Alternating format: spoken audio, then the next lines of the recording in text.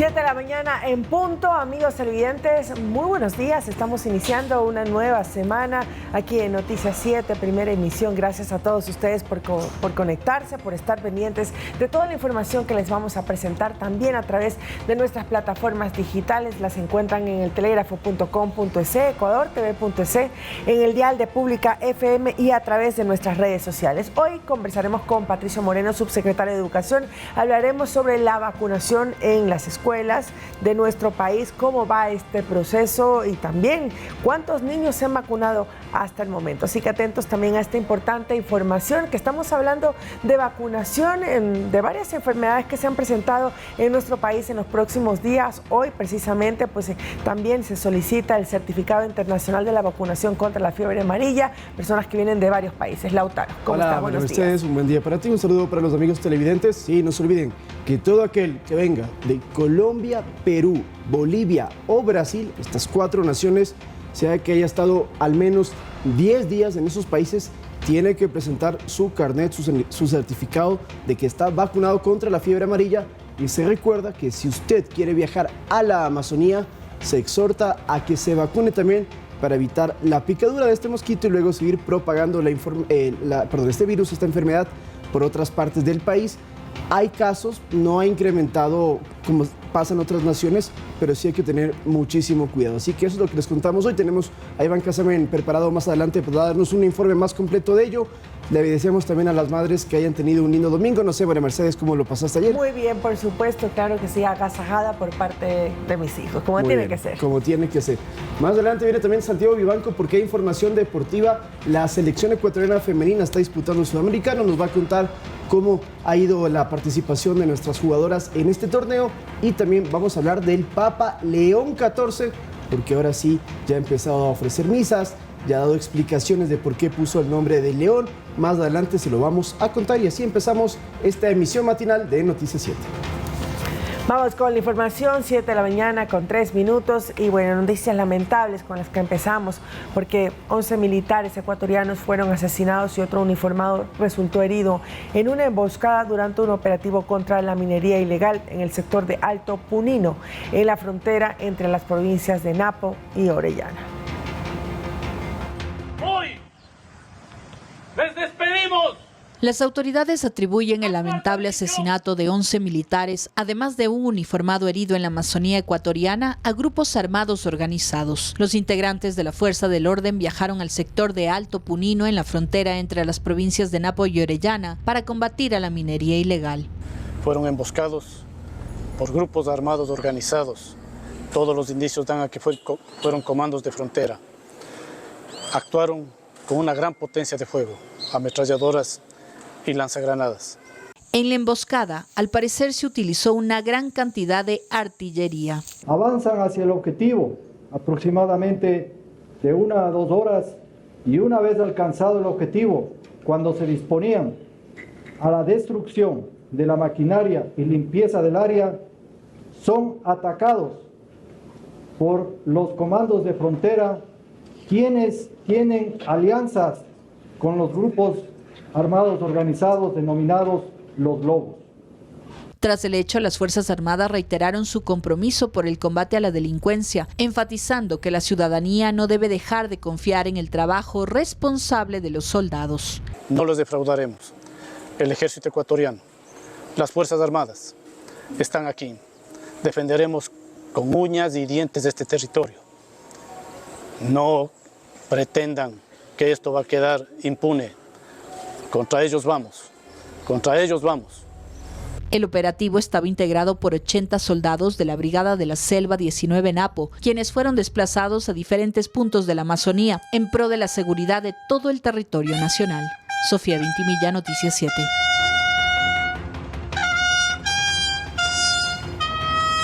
Una lamentable noticia sin duda, María Mercedes, y es de los atentados más mortíferos que ha recibido la fuerza ecuatoriana, fuerza militar ecuatoriana en los últimos años. Por cierto, ¿quiénes son este grupo denominado Comando de Fronteras?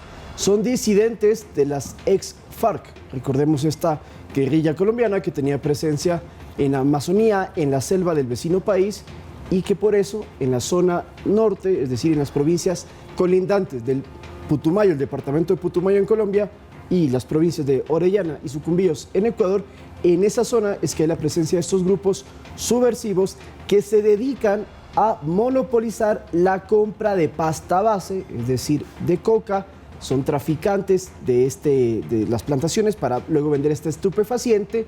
Repito, son disidentes de las FARC y eso sí, hay un comunicado de este Comando de Frontera que ellos niegan algún tipo de vinculación con este atentado.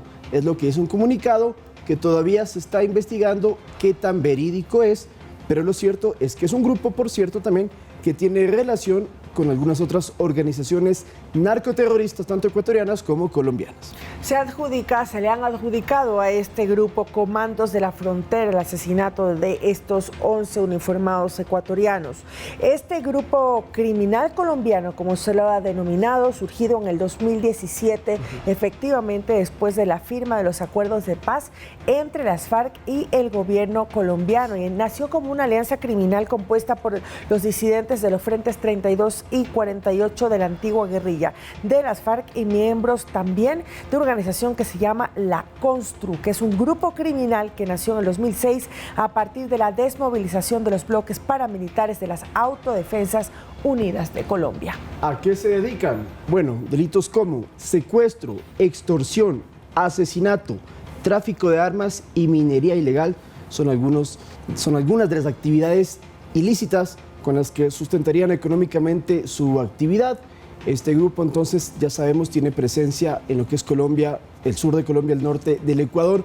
Recordarán ustedes que se hablaba de miles de hectáreas de coca justamente en esa zona. Bueno, también se atribuye a que ellos serían los que las plantan y serían los que las cultivan y luego, repito, las venden a diferentes estructuras criminales. Son grupos que tienen preparación paramilitar y también que están muy armados. Y que tienen mucho dinero también. En todos estos territorios que ha mencionado Lautaro, controlan estas zonas cocaleras, se encargan del traslado de los cargamentos, efectivamente de cocaína, pero también de marihuana hacia puntos de salida, lamentablemente por el Ecuador, por nuestro país e incluso hasta en Brasil, es lo que señala la organización. Sí, envían cargamentos a México, a España también. Por cierto, el líder de esta organización, alias Araña, fue capturado hace poco, el 12 de febrero de este 2025. Atención con este dato, lo capturaron en un hotel de Bogotá cuando se iba a reunir con delegados del presidente Gustavo Petro. Esto dicen que era como parte de un proceso de paz, de desmovilización supuestamente, pero lo cierto es que ahí la policía logró ubicarlo y localizar a alias Araña, quien se conocía era el número 1 de esta organización. Y recordemos que estas estructuras no terminan por la detención o porque sean abatidos sus cabecillas, sino que igual son estructuras muy orgánicas y por ende siempre hay alguien que va a suceder a quien está a la cabeza. Por eso son tan complejas de combatir. Las Fuerzas Armadas y el presidente de la República han dicho que van a ir tras los responsables y se hará que paguen ante la justicia. Bueno, se han expandido hasta el departamento de Caquetá, algunos municipios de Cauca, Nariño, Amazonas, en Colombia y en la provincia ecuatoriana de Sucumbíos. Las autoridades han encontrado campamentos y propaganda alegórica de este grupo. Los cuerpos de los 11 soldados emboscados en el sector de Alto Punino llegaron a Quito, donde fueron honrados por su valentía y por su profundo compromiso de patriotismo. Los féretros llegaron a Quito desde la provincia de Orellana. Con honores fueron recibidos por las autoridades gubernamentales y la cúpula militar desde su llegada al aeropuerto Mariscal Sucre. La Escuela Superior Militar Eloy Alfaro fue el sitio donde los cuerpos de los 11 militares asesinados fueron velados. Se vivieron momentos cargados de emotividad, donde sus compañeros, amigos, familiares y autoridades les dieron el último adiós a los compatriotas que murieron cumpliendo con su promesa de defender el territorio nacional en cumplimiento de sus funciones. La misa de honras fúnebres se desarrolló en el mismo lugar de la velación, la Escuela Superior Militar Eloy Alfaro. Al acto acudieron representantes gubernamentales, quienes reiteraron su compromiso por dar con los responsables de este ataque, continuar defendiendo el territorio y brindar todo el apoyo necesario a las familias de los soldados caídos en cumplimiento de su deber. Sofía Vintimilla, Noticias 7.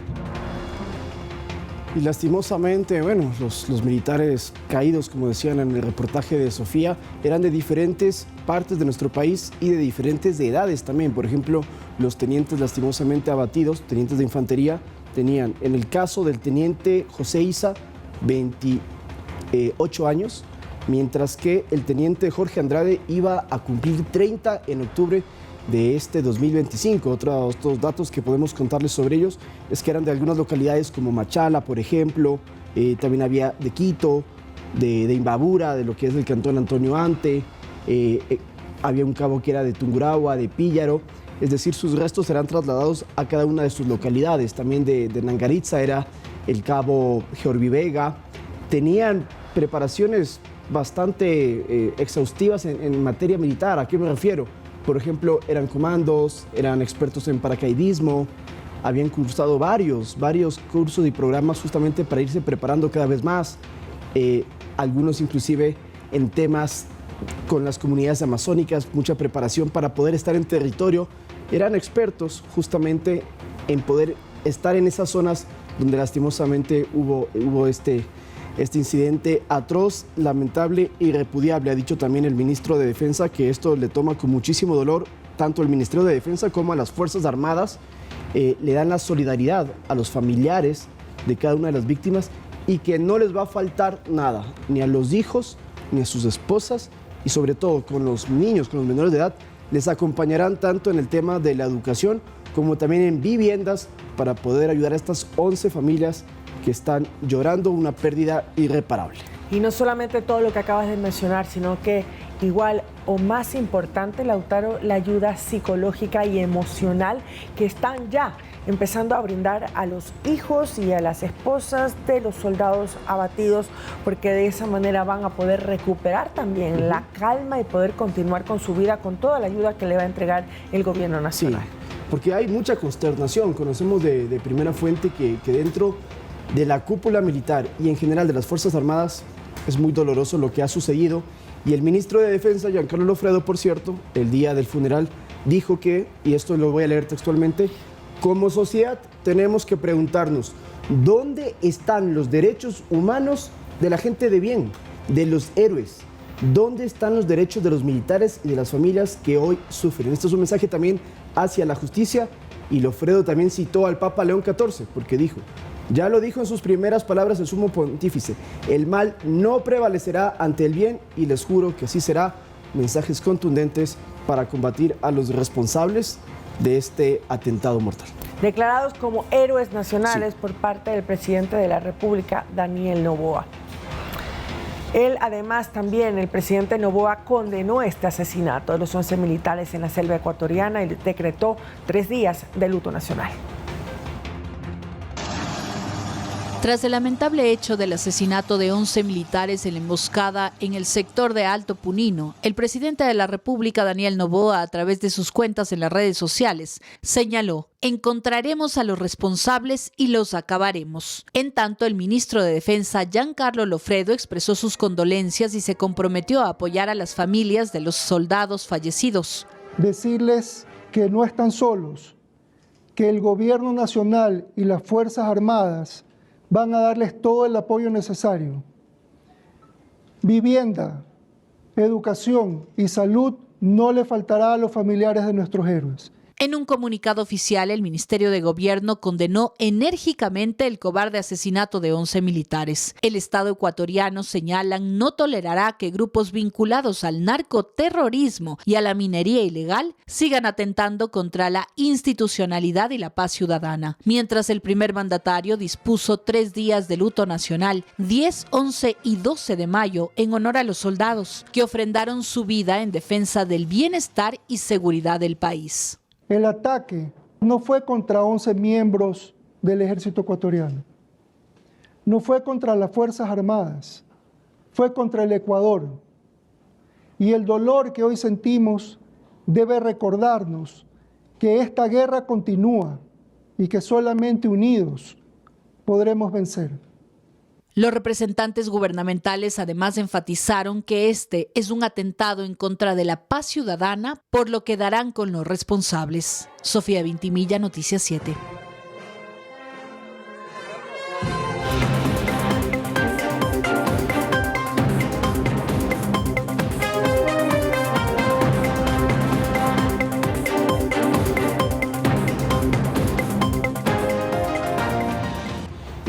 hemos comentado anteriormente, desde hoy se exige el carnet de vacunación contra la fiebre amarilla para quienes provengan de Colombia, Perú, Bolivia y Brasil. Iván Casama, nuestro compañero, más adelante nos va a tener información desde el aeropuerto, pero en estos instantes se encuentra en la autopista interoceánica, esto es, a las afueras de Quito. Con más información vamos a conectarnos con él para que también nos cuente cómo está el tráfico a esta hora de la mañana. Iván, buenos días. Buenos días, adelante. Hola, ¿qué tal? Hola, ¿qué tal, Lautaro? Meche, buenos días. Y nosotros nos encontramos a la altura del Puente Nuevo del río Chiche. Esto es en la avenida Interoceánica. Y para darles a conocer a los amigos televidentes que acá nos encontramos con una labor buena, podríamos decir. La han vallado a este puente para evitar que las desgracias ocurran. Es decir, las personas en muchas ocasiones llegaban hasta acá y se paraban al filo del puente y lamentablemente terminaban con su existencia. Ahora, de lo que podemos ver, está vallado tanto en el lado en sentido norte-sur y sur-norte. Está vallado con una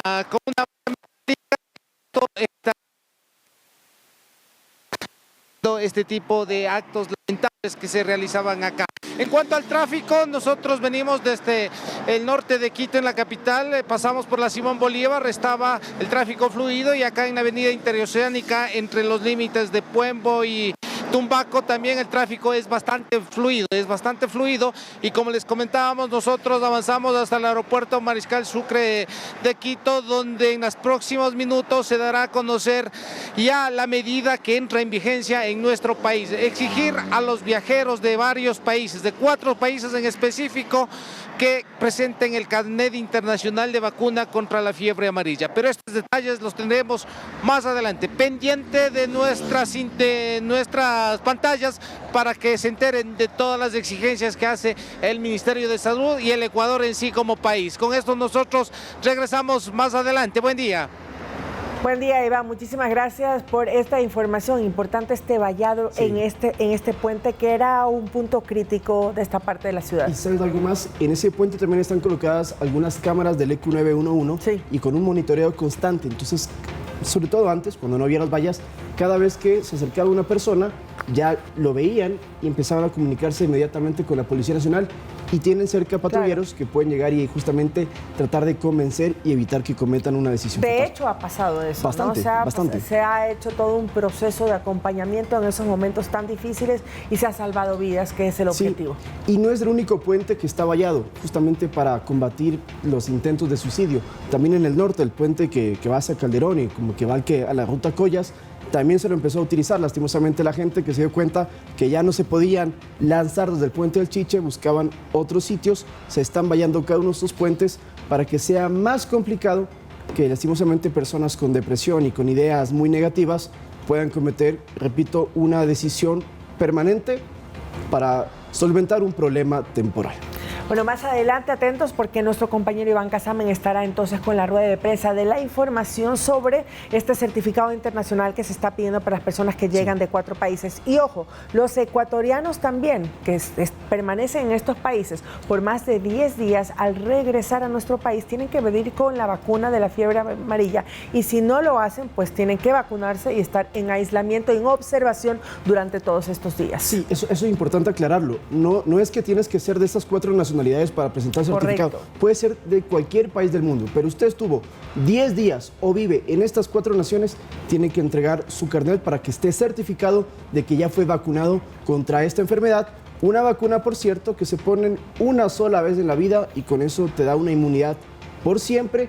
Esta vacuna, si usted ya la tiene, por ejemplo, puede acudir a algún centro de salud para que le den el certificado, o en la página web uno ingresa, pone sus datos y ya sale la actualización de que ya tiene la vacuna y no hay ningún problema. Eso es importante, porque no recuerdo si es que tengo la vacuna o no, y como es de colocación una sola vez, hay que ir al registro entonces y conocer si que se la tiene, para no pues ir por una segunda colocación. Bien, vamos a irnos a la pausa. Tenemos información, tenemos entrevistas también. Está el subsecretario de Educación con nosotros, Patricio Moreno, para hablar ahora de la vacunación de tosferina en los colegios. Claro, que es otra enfermedad está muy presente, no en la Amazonía, sino aquí en las provincias de Pichincha, de la provincia también de Santo Domingo, de Guayas y otras más. Ya volvemos.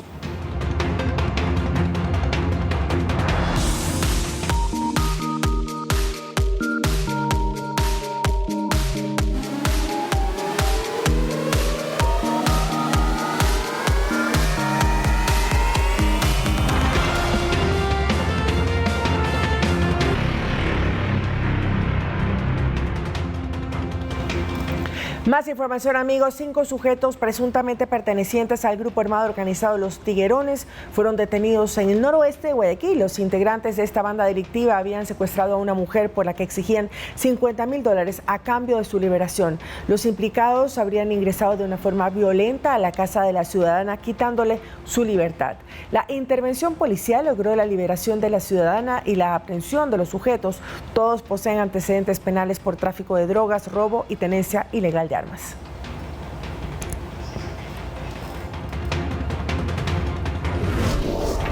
Vamos a hablar de temas políticos y les contamos que el Consejo Nacional Electoral proclamó ya los resultados definitivos de la segunda vuelta de las elecciones presidenciales del pasado 13 de abril, determinando y oficializando la victoria de Daniel Noboa como presidente y María José Pinto como vicepresidenta. Ambos van a ser posesionados este 24 de mayo. Resultados proclamados, resultados definitivos, y tenemos un reportaje sobre este tema. Una vez que el CNE resolvió todos los recursos de impugnación a la segunda vuelta de las elecciones generales presidenciales, el organismo electoral sesionó este 10 de mayo para proclamar los resultados definitivos. Mi voto es a favor de proclamar los resultados definitivos de la dignidad de presidente, presidenta y vicepresidente, vicepresidenta de la República del Ecuador, y declarar como dignatarios electos al señor Daniel Noboa Sin como presidente constitucional de la República del Ecuador y como vicepresidente a la señora María José Pinto, conforme el reporte puesto en nuestro conocimiento. Unos comicios desarrollados con absoluta transparencia y un ambiente de paz y respeto. Los resultados emitidos son el reflejo de la voluntad popular expresada libremente el día de los comicios, en el que cada voto fue contado con rigor y cada decisión ciudadana fue respetada con responsabilidad. El Consejo Nacional Electoral, durante la sesión del Pleno, conoció como ganadores oficiales de la segunda vuelta presidencial al binomio Daniel Noboa y María José Pinto. Una vez que los resultados numéricos de la segunda vuelta electoral se encuentran en firme, ya que no existen recursos pendientes para resolver conforme las certificaciones emitidas por la Secretaría del Consejo Nacional Electoral, así como la del Tribunal Contencioso Electoral. Esto pocos días después de la entrega de credenciales oficiales a los parlamentarios que conformarán la próxima Asamblea Nacional, que entrará en funciones desde este 14 de mayo. Las autoridades electorales resaltaron la transparencia del proceso de sufragio, que contó con la participación ciudadana, evidenciando su civismo y el acompañamiento y veeduría de organismos nacionales e internacionales. Sofía Vintimilla, Noticias 7. Y también el Consejo Nacional Electoral culminó la fase protocolaria de entrega de cartas credenciales a las autoridades electas democráticamente en los últimos comicios. Recibieron sus documentos los asambleístas nacionales de Pichincha, de los ecuatorianos en el exterior y los parlamentarios andinos. Asín Arce Anabella Emma. Tienen en sus manos el documento que reconoce su triunfo democrático en las urnas. 15 asambleístas nacionales, 19 de Pichincha, 6 del exterior y 5 parlamentarios andinos recibieron de las autoridades electorales sus cartas credenciales. Como un símbolo vivo del respaldo del pueblo y de la responsabilidad de transformar esa confianza en resultados. Quien presidirá la sesión inaugural del próximo periodo del legislativo invocó a la unidad nacional. No quiso referirse a su decisión de si será o no la próxima presidenta de la primera función del Estado. Anabella Asín recalcó que el país necesita ahora dejar posturas que no estén enmarcadas en objetivos de país. Quiero comprometerme el día de hoy con todos los ecuatorianos para legislar para todos ellos y de esa forma generar buenas leyes para el incremento del trabajo, para la educación, para la salud y al fin lograr la seguridad y la paz que todos los ecuatorianos necesitamos y queremos. Quien también es opcionado por ADN para ocupar la presidencia del Parlamento, Nils Olsen, optó por no referirse a temas inherentes a la búsqueda de acuerdos en el legislativo.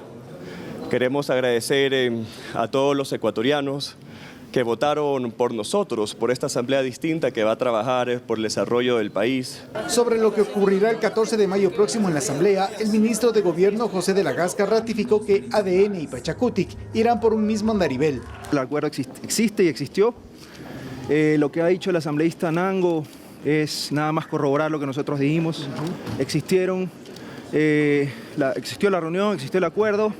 Hoy Lo que suceda dentro de Pachacutic no es algo que compete al gobierno nacional, simplemente abogamos por la unidad nacional. Aclaró que en estas conversaciones no hay nada que pueda levantar malas sospechas. Aquí todo se actúa con transparencia, sin repartos, sin prebendas, simplemente buscando, repito, los mejores días para el Ecuador. En la otra orilla, la Revolución Ciudadana asegura que siguen también en conversaciones con otros sectores, que todo se definirá el próximo miércoles. Creo que tenemos la capacidad y la posibilidad, como lo hemos demostrado con Viviana Veloz, de asumir esa presidencia de la Asamblea Nacional. Al Consejo Nacional Electoral le resta entregar las cartas credenciales el 16 de mayo próximo a Daniel Noboa Sim y María José Pinto, binomio ganador del balotaje del pasado 13 de abril. Javier Ceballos, Noticias 7.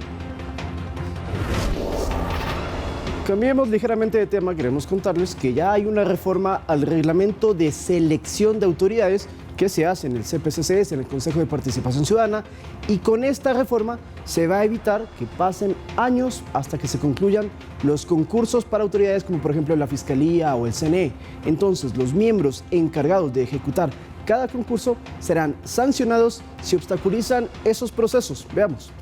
Gracias, señorita secretaria. No más concursos perpetuos fue la conclusión a la que llegó el Pleno del Consejo de Participación Ciudadana y Control Social sobre los procesos para asignar a autoridades en el Estado. Por unanimidad, se aprobó el nuevo reglamento que entre sus normas fija un plazo de 4 meses para ejecutar el concurso, con prórrogas hasta 2 meses por causas justificadas. Esto permitirá que hasta principios del próximo año todos los procesos de selección inconclusos hayan terminado. Tenemos pendiente actualmente Fiscalía General del Estado, Tribunal Contencioso Electoral, CNE, COPISA, Fronteras y Consejos de Igualdades. Para evitar trabas en los concursos, el reglamento establece un máximo de hasta 3 meses para conformar las comisiones ciudadanas de selección para cada concurso. Pero además, incorporamos causales claras de remoción para comisionados que saboteen el avance de las designaciones, porque eso se ha dado en esta institución. A la tercera inasistencia a la sesión de las comisiones,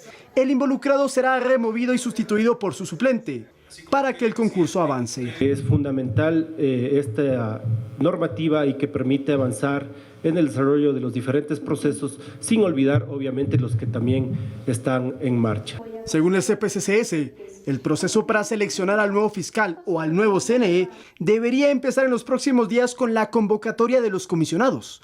Una vez se cumpla esa fase, se iniciarán los 4 meses de plazo para el concurso. Lautaro Andrade Castro, Noticias 7.